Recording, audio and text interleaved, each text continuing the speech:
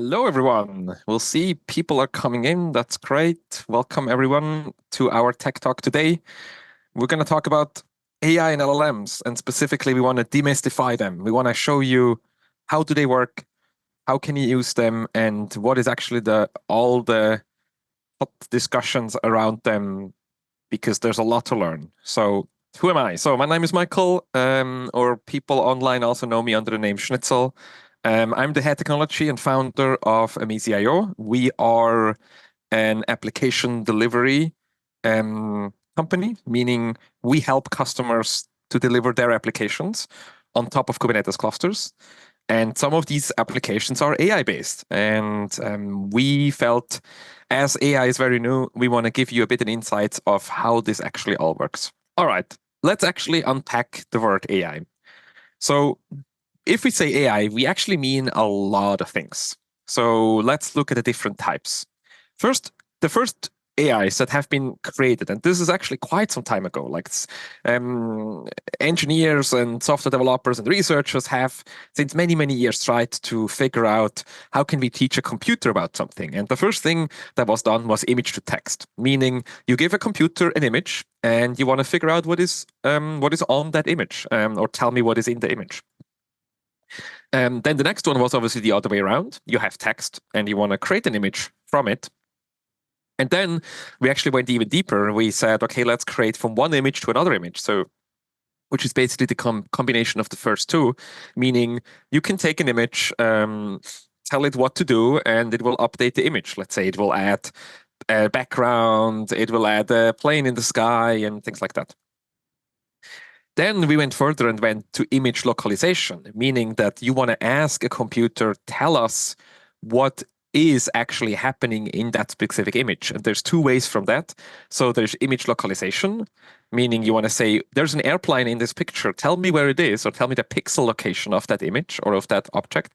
And then there's also object detection. So that's, for example, what an autonomous car needs to do. It needs to detect all the different things that are in an image to figure out that there's an intersection coming up, for example.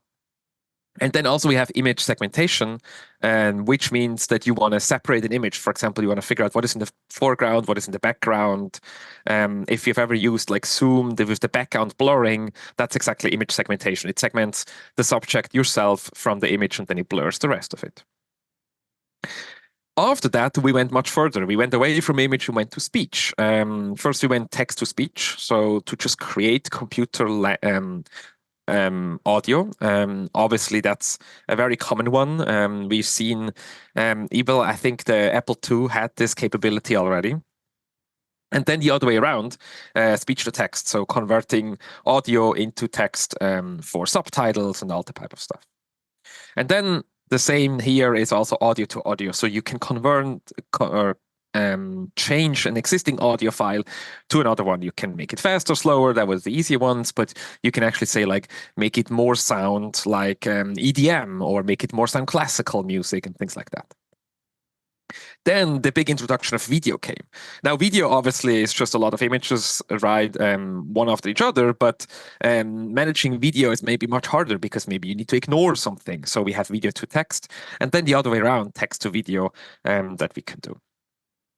And then the next ones, and these are now more the newer ones, these are code completions, so helping in writing actually code.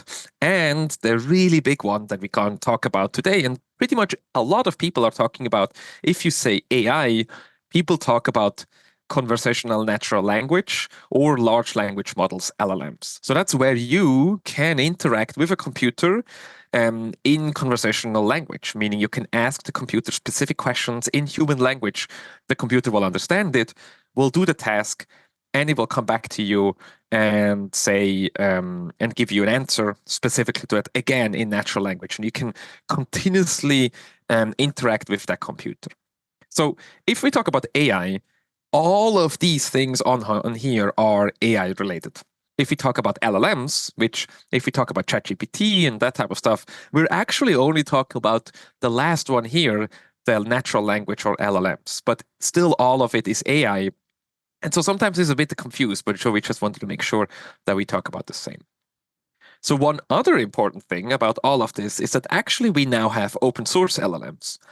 In the very beginning, when ChatGPT came out, published by OpenAI, it was not open source, or there were no other open source models. And so only over time, companies have been started to develop competitors to ChatGPT or other LLMs, and they have been open source by them.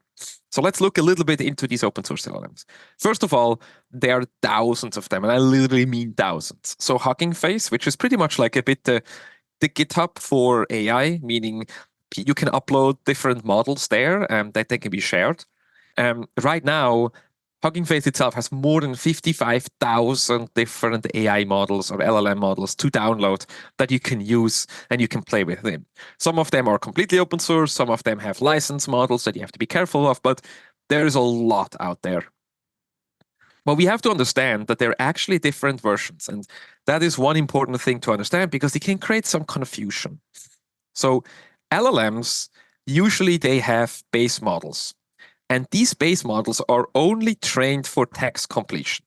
That means if you give the LLM, let's say a sentence, and you say, my name is Michael, and I'm a, that then it maybe will complete that with, let's say, CTO in my case, because it knows that maybe Michael, in the context of Amaze.io, I am the CTO. But you could not ask such a model a question like, who is Michael? Or is Michael the CTO of Amaze.io? That's not possible because these models or these base models are trained is just to complete one word after another. And they are not actually made for interacting with them. For that, we need so-called chat or instruction models. And these models are basically base models that have been additionally trained to be able to do these chat instructions, meaning that you can ask it to do something specific, write a poem, answer a question, and things like that. So sometimes we see people that play with these LLMs that they find open source and they're very unhappy with the results. And the reason is that they maybe use a base model instead of a specific chat model to actually do chat integrations. And then we have specialized models. And these specialized models are basically the base models that we see on top with specialized fine tuning on top of it. So these can be things like your LLM can be trained on specific code. So there is, for example, LLMs that are specialized for Python coding. So you can ask it specific questions around Python. There are other LLMs that are trained maybe on a specific language or maybe on a specific type of instructions. Let's say it has seen a lot of instructions around law texts so it can better understand the contract and things like that. So these are specialized models. Now, as of today, and it's February 2024, right now the most commonly used model is Meta's Llama 2, which has been released a couple of months ago. But you will actually find on Hugging Face, you will find thousands of Llama 2s. And that's because Facebook released a base model and specialized models, but people can take these base models, the Llama 2 base model, and train it themselves on top of it and teach it specifically things. So that's why there's so many different Llama versions out there. And it can be a bit overwhelming, honestly, in the beginning to understand which of the models is really the best. And sometimes you also have to try different models. But right now, if you want to test and you want to have a quite good one, the Llama 2 is definitely the one. This can definitely change though, because even Llama 1 and 2, there was only a couple of months in between. So there is quite a lot that is happening in that specific space. And so that's something that you have to stay up to date. Now let's actually look in what can we actually do with these LLMs? Why is there so much buzz around these LLMs? What do they create for us that have never been possible before? And the first one, I want to give you a demo around just complex tasks. So over here, I have an playground from OpenAI. So this uses ChatGPT in the background. It doesn't really matter which LLM it uses here. The most important thing is just that this is just a super simple playground where we can ask questions. So I can say it, write me 10 tweets around a webinar talk of Mirantis talking about open source LLMs. So I can write that in there. I can submit it. Oh, and looks like there we go. Try it again. And we can see in super fast, I get easily a couple of tweets back that are around that topic. So this is one of the main reasons why people are so excited, because computers obviously are much, much faster in answering these questions, where in the past, an editor would need multiple minutes maybe to write all of this. I can now ask a computer. Nobody will say that these are perfect, but it's maybe a really good start. So I can do that. I can also ask it other things, like I can say, write me a poem about Michael, the CTO of a CIO, and it will come back with a poem in a couple of seconds, no problem at all. Now, of course, I can take this and can go further and I can improve it, but just the capability that we see here, that I can do actually quite complex tasks that otherwise you need to understand a lot about the English language and different words and all that stuff, you can do quite simple. All of that, though, is still not with actually my data. So let's actually look at how can we use all these capabilities that we just saw with actual our own data. So for that, we have another demo. So we have a demo site here. This is a website that has recipes on it. There are different recipes on there. And so if you go over here, we see there's a couple of recipes. There's a pizza there and things like that. Now let's say I have I want to search, and I go here and I say I want like an Italian recipe. So I search for this, and you can see it says the search yielded no results. The reason is that none of these recipes have ever been tagged with the word Italian. And so even though it definitely has Italian recipes in there, and we just saw there's a pizza in there, they're not tagged with this. So the website itself or the content is not aware that there is actually Italian recipes in it. But what we can do, we plugged in an AI in here, and we gave the AI access to all the data, and we're going to explain later how this exactly works. But what I can do in here now, I can say, give me an Italian recipe. And what the AI will do, because it has access to all these different recipes, and it understands these recipes, it can actually give us back recipes that are most likely originated from Italian. And not only that, but we can also see I can actually link these, and if I open them, it opens me the website where I can see the pizza right there with the ingredients and the recipes right there. So that's obviously a much better system, because now I don't have to tag them anymore. But that's not it. I can also now interact with the system. I just ask it one question, but I can also say, give me the ingredients for the first recipe. Now, the AI knows what it has answered before. So even though I didn't tell it that I want the ingredients for the pizza, it knows that the first answer from before was the pizza, and it will automatically respond me with the ingredients for that pizza, which is obviously great. And now what is even cooler, because this is an LLM, and that LLM has been not only trained or not only has access to these recipes, it has been trained throughout the English language with a lot of data. We can also do things like give me the ingredients as a poem.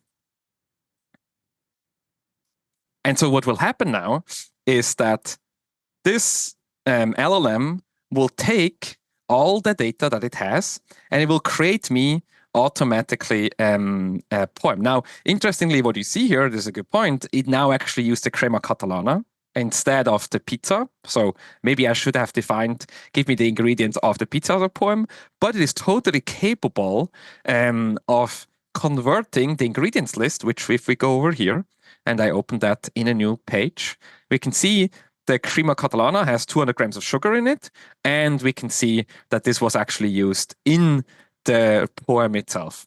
So this basically what this does, we take the capabilities of the large language model of creating text, understanding text, and we feed it with our data itself, in this case with all the recipes of this website. But this could be any other data that you can feed it with.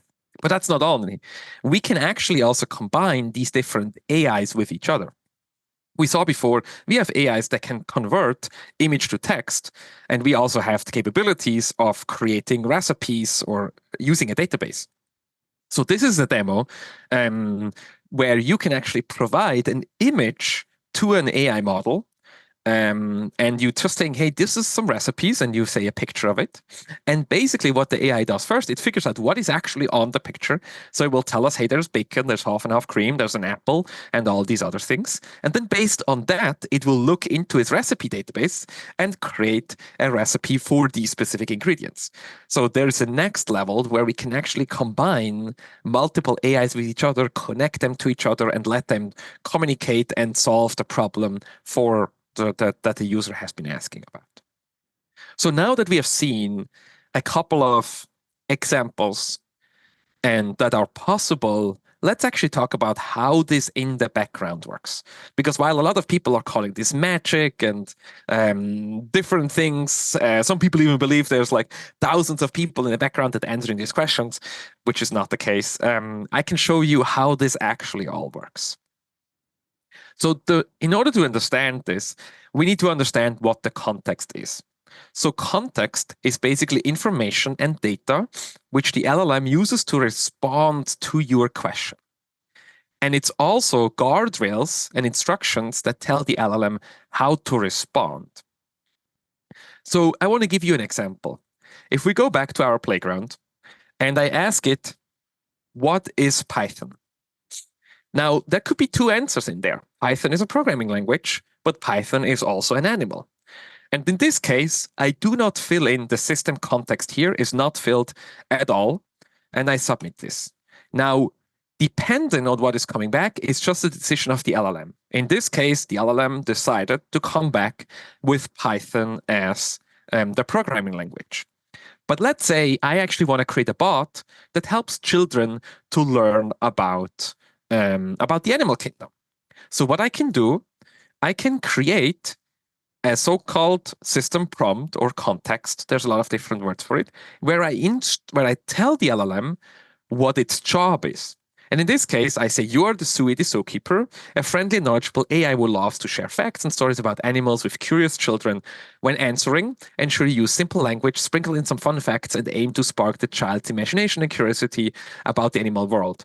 Remember, your goal is not to just provide information, but to make learning about animals an exciting and delightful experience for young minds. So how this works is I take this text and I copy it in here, and I tell the LLM, hey, this is your system prompt. And now, if the child or the user goes here and says, what is Python?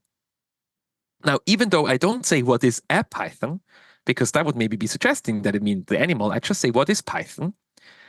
We will see that the response comes back. It has to do with the snake.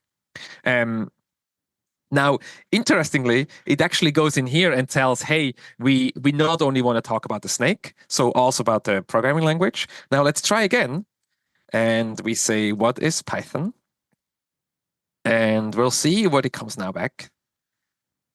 And now you see that it actually came back with Python as the snake. And this is actually a very good example of what we're going to talk about later. Consistency in AI LLMs is quite hard. So we saw now the first question that even though I asked this exact same question, the exact same system prompt, the first time it answered with the programming language, even though it knows that it should talk about the animal kingdom. The second time now, it said, we want to talk about the snake and the animal kingdom. And let's try a third time, and we'll see what it does then. And we submit this.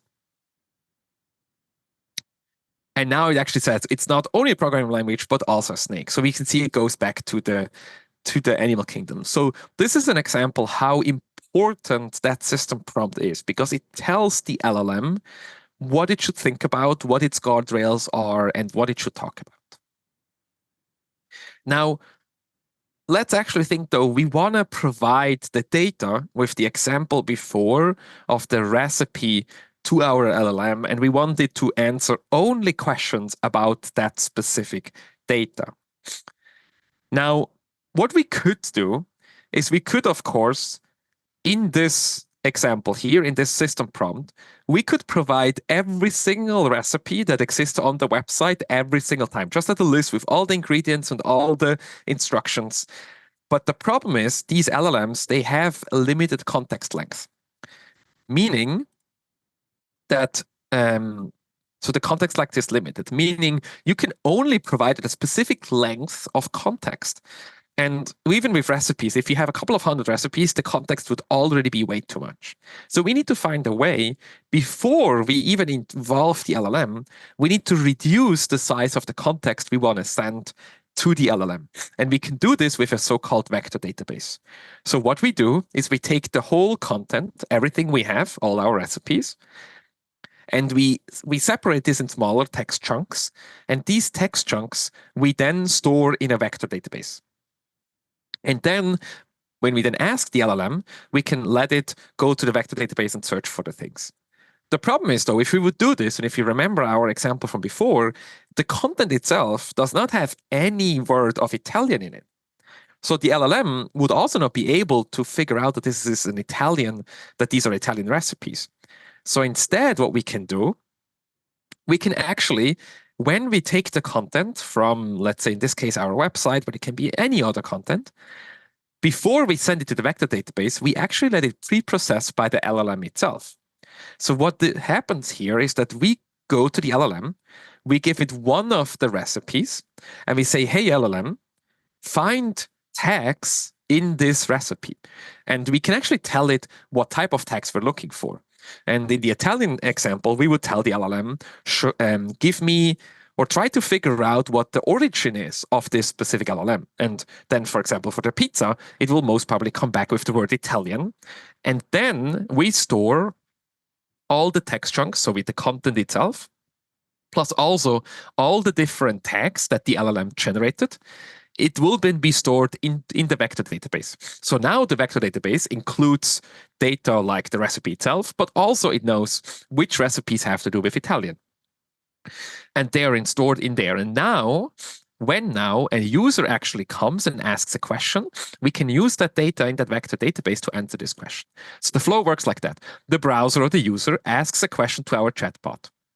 The chatbot will then forward this question to the vector database, and it will tell the vector database, give me all the recipes that match this question of the user. And so this question from the user will say, in this case, give me an Italian recipe. So the vector database, let's say it has access to 10,000 recipes, it will give me 4 recipes back that have to do with that specific question. But they're not structured yet, and it's just raw data. So sending this back to the user would not be very useful because it would just be overwhelming too much text. But what we can do, we can take that context, so the question of the user plus these 4 recipes, we can now send this to the LLM. We can say, hey, LLM, here is a question from the user. Let's say, do you have Italian recipes? And there are also, in the context, we provide all these recipes, in our case, 4 that have been found in the vector database. And then the LLM takes all of this together, as we saw before with the Python and the context, and creates the answer based on the data that is provided from the chatbot. And it goes back to the browser, which then provides the answer. So this system here, where we first go into the vector database, get some context back, send it to the LLMs, and then answer the question, this is called RAG, or retrieval-augmented generation. So if you have ever heard the word RAG, or that people have been used that before, this is how this actually works in the background. And pretty much all LLMs that you see today that have access to some kind of data, let's say it's a support bot that can answer questions, or even ChatGPT now has the capability that you upload your own data and you can ask questions, or you want to ask questions about a PDF or things like that. All of it is done with this specific system, where you first chunk the data into a vector database, and then every time that a question is asked, you first, or the chatbot first goes to the vector database, gets the data out, and gives it to the LLM to answer the question. So if you understand that, this is probably the most important thing in how these systems work or how these chatbots, LLMs, the magic is actually the vector database and maybe not so much the large language model. Now, this all sounds good, but unfortunately, as with every new technology, there is a lot of challenges to go over, and I want to show some of them and also some tips. So the first of all is what I call the tooling hell. Basically, the tools on how to use these, they're almost changing daily. It is a little bit better than a year ago when all of this started. But honestly, even today, there's a lot of changes, new ideas, new capabilities coming up. So they literally like every single week, there's new of these ideas. Then the prompt engineering. So this is actually creating the context. Like this is basically what I wrote here before with the Sui, the zookeeper. That is a very new field. You can't find people with many years of experience in this because it literally only exists since a couple of months. So there are no specialists really there, or there's not really a lot of best practices yet because we just, as a humanity, we don't have access to these systems yet. So it's not like with other technologies that have been existing since decades and we have tried all the different things. So it's a very new field. Reliability is another problem. It's very easy to have the LLM return something. As you remember, the very first demo that I gave around the tweets, it created 5 tweets, no problem at all. But we saw with my Python example, it's actually hard to create responses consistently. Of the 3 demos with the Python, the snake, with the zookeeper context, we saw the first one, it still somehow fell back and answered the question about the programming language. So the reliability, meaning to have an LLM respond consistently with the same good answers, is very, very hard and needs a lot of experience and, frankly, a lot of try and error to actually create this really good. So based on these challenges, if you want to do an AI project, or if you're an engineer that has been given a task to work with AI, really take enough time to research and learn. This is a very new field. We all have to learn a lot of new things and really focus on small increments. I'm always telling our customers that now do AI with us, that have AI applications that they want to deploy, is really don't try to do the moonshot. Don't try to do the final product at the very beginning. Really, AIs are an iterative process where you have to learn how to do specifically the prompt engineering, how to create really good prompts that the system is very reliable. And you can only get there if you have small increments that you can get there. Another one is, as we mentioned before, there's many different models and providers. Proprietary models like the OpenAI and Anthropic, that's another company that has proprietary models, they're definitely ahead of their capabilities in terms of how good they can respond, how fast they are, things like that. But what is really good to see is that the open source models, they're actually catching up quite fast. And it's quite exciting to see how this all works. And whenever a new feature is released by some of the proprietary models, it just takes a couple of weeks or maybe a month. Then the open source models have the same feature as well. So if you want to look for these open source models, as mentioned, Hugging Face is a very good place to find these models because they're pretty much shared all there. The problem is, though, specifically if we look into OpenAI and Hugging Face, there is actually a lot of privacy concerns around this. And I want to go a little bit deeper into this because, to be frank, I don't think a lot of people are thinking what is happening in the background. So, and the problem around this, specifically around data protection, data sovereignty. So if we look at OpenAI, if we read their privacy policy, they literally say that they will store all your prompts. That means every information that you send them will be stored in servers in the United States. Now, if you are by yourself in the United States, that's maybe not a big problem. But if you're from the EU with strong GDPR laws or other countries, this can be quite a problem that now all the data, and specifically personal information, will be stored in servers in the United States. So that's one thing to be aware of.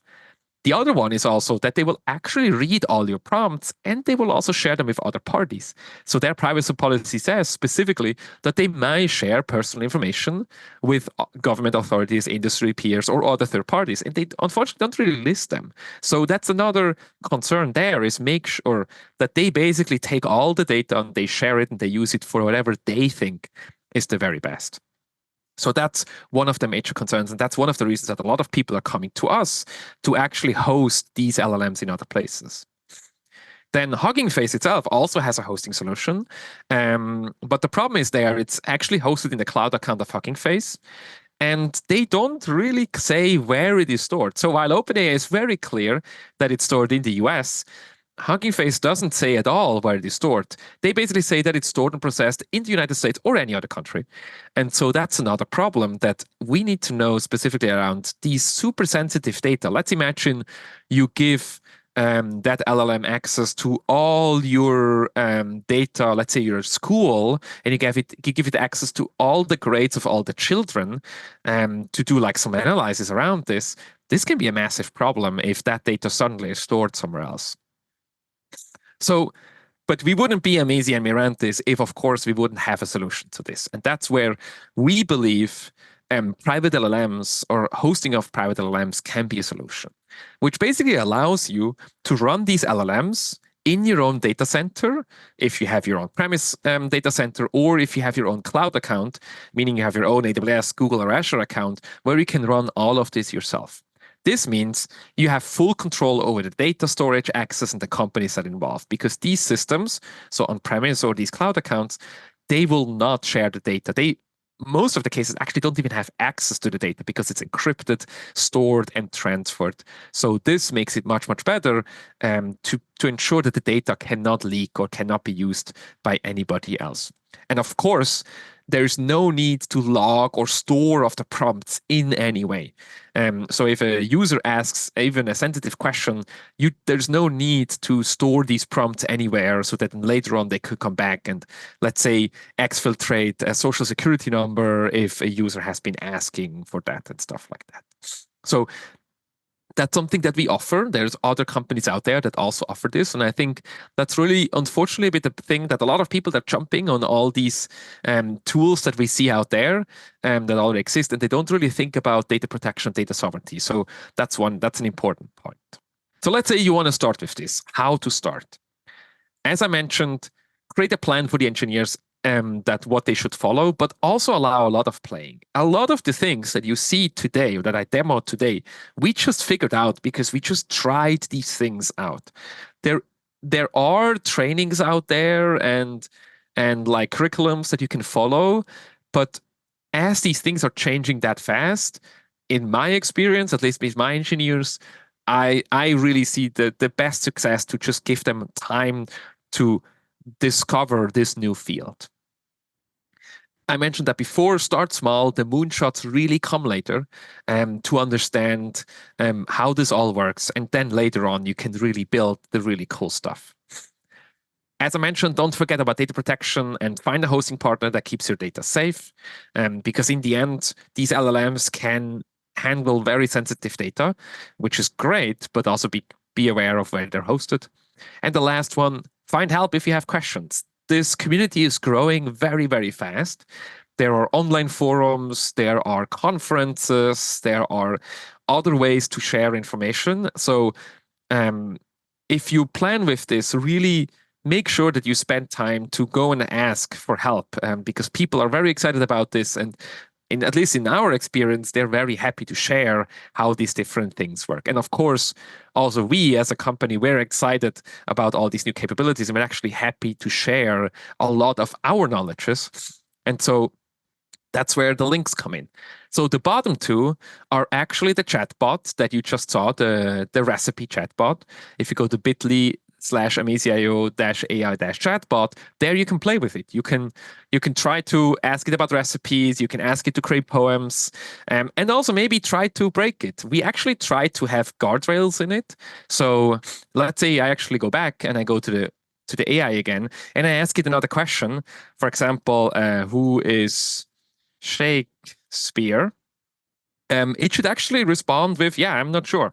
Even though it technically knows, if I go back and I ask this playground and I submit it there, it's totally capable of answering who William Shakespeare is. But we told the AI over here, because um, this is an recipe AI, it should not answer questions that have nothing to do with recipes. So please feel free to play around with this. And if you figure out to break it, maybe tell us, because like I said, it's not fully done yet. We still find here and there capabilities to actually still have it answer a question that you maybe don't. And if you're interested in the code, you can go to bit.ly/nextdrupal-AI, which is the actual code of that AI bot that I just showed you. So you can see the whole process of the indexing, the vector database, and all of that if you're interested in code and understanding of how this works, and maybe use it as a base for your own project. And then, of course, if you're interested in specific AI hosting, we're happy to help. So if you have any ideas and an idea, or you actually have a project where you need hosting around these LLMs, because they are a bit complex to host. You need access to GPUs. They can be quite complex, quite expensive. We're happy to help in all of this to do this. And that, like I said, this can be on premise, that can be in the cloud, or actually all of that we do is completely open source. So technically, you could also run all of this completely by your own, and you can use the same tools that we also use for our customers to host these LLMs and leverage these new capabilities. And with that, we come over to the Q&A. So if you have any questions around what you just saw, open the Q&A tab and please ask what exactly you want to know. Nick asked, in terms of introducing the very basics idea of AI for initial discussions in the classroom, we suggest AI machines don't understand anything and they can't think even through you might fooled into but given forth thinking that they can. We go on to say, as of February 2024, both, and at least of the start of interaction, both ChatGPT and BART failed to see obviously when asked. But we, the humans, are failing miserably to give good reproducible answers where both BART and GPT do indeed fail miserably. Any ideas, good guidance on good reproducible ideas, approaches that can give back reasonably consistent poor responses? Okay, so if I understand you, Nick, correctly, we're talking about this reliability problem that giving good, reasonably consistent answers is quite hard. Unfortunately, I don't have a silver bullet for that. In our experience, it all has to do with this system prompt, where you really need to tell the LLM very consistently what it is doing, what its job is. And actually, one thing that is not in here, giving it examples of good answers. That's one of the things we realized. If you provide an example of a good answer, it's actually more likely to generate a second good answer. If you expect it to do something, give it an example of a good answer and it will do much better. But overall, as I said, there are not yet very best practices or things that we could say, okay, this will 100% work. It's really about trying out these different things, trial and error, and maybe also have, if you implement the system, is that, let's say you interact, like let's say I'm going over here to my AI, that maybe I could rate the answer so that the user that answers the question can actually say, yes, this was a good answer or was a bad answer, and then maybe log or at least track the bad answers so that you can go in and improve the AI around the bad answers. Now, of course, there's the next level that you could also use an AI again to actually track the bad answers and then try to find, or with the AI, to improve the prompt. That's totally possible. You need a lot of data for that. So if you have a lot of data, that's definitely possible. But yeah, right now, at least February 2024, I don't have an answer of like, okay, how to consistently create this. It's really a lot of trying and error. All right, somebody asked, are there examples of hosting an open source LLM such as Llama 2 locally? Yes. If you want to do it locally, right now, I suggest you to look into Llama. Llama is specifically made for Llama 2, but it can also run other models, like the Code Llama, which is made specifically for coding. And and we can see there is actually a lot of more other models you can try. And it's a tool that you download and you can start it and it will do everything in the background that you need to um, to do this directly locally. So the model will run locally, will use the GPU if you have a GPU locally. If you don't have a GPU, it will use your CPU, which the answers will be very slow, but it still works. So if you want to use any of this locally, I really suggest Llama because right now it seems to be the very best tool to do all of this. All right, and we have one more question. Let me shortly read through that. We very slowly working to include new material, and right now we're looking to do two things. First, use AI in helping content authors word and reword content. And two, create basic intro info such as our dissection of Professor Stuart Russell gave in a lecture. We will be very amenable to share what we're trying to do for not-for-profit education if you have any education people keen to know and help. Thanks, Nick and Eve. That sounds really great. What I would suggest you is publish, if you have a blog or if you have some way of publishing your findings. That's what I see most AI people are doing, is that if you find something, publish it in some way for other people to find. I'm happy if you want to send it to me, and I can see if maybe in my network I have people that would be interested in this. But it's really about look at it as from an open source point of view. Share knowledge. It's all about really trying out. And yeah, if you have a way, and it's super simple, for example, to create a Substack, which is one of the websites that I see a lot of people are using just to publish content or publish data. Really do it there. That's probably the best answer I can give you. I don't have a specific place where around educational things where I would say like share it there, but yeah, or just Google for it.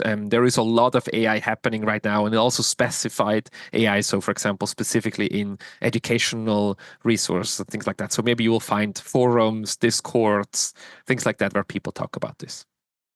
Amazy and Mirantis, we're both hiring if you're interested. There are careers pages of both of them where you can find information about the jobs, how to apply. And who knows, maybe we're going to work on AIs together.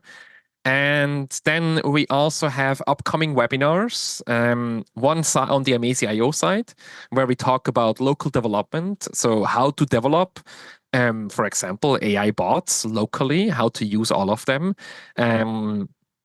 But this allows you to actually develop any kind of applications locally. And then we have another tech talk, which is in the beginning or mid of March, where we're talking about Lagoon. So Lagoon is the tool that we're actually using to deploy these LLMs to Kubernetes clusters. We deploy them through an open source tool called Lagoon. It's an application delivery software that allows you to deploy any types of application, including AIs. And we're going to look a bit deeper into how Lagoon works and how you can use all of this. All right. And with that, we are 45 minutes in. I hope you all learned something. We are going to share the recording for all of this to all of you, which will also include the slides again. And yeah, if you have any questions around this, feel free to reach out to us. We're always happy to help. And I hope you learned something. And I wish you a good Tuesday and see you at the next Tech Talk. Thank you.